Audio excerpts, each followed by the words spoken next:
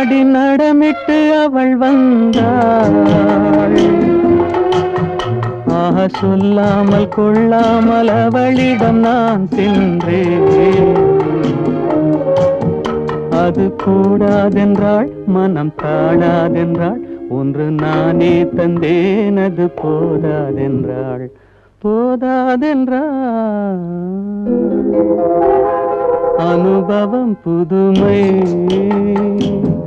அவளிடம் கண்டே, அந்நாளில் இல்லாத பொல்லாத எண்ணங்களே, பொன்னான கைப்பட்டு புண்ணான கன்னங்களே.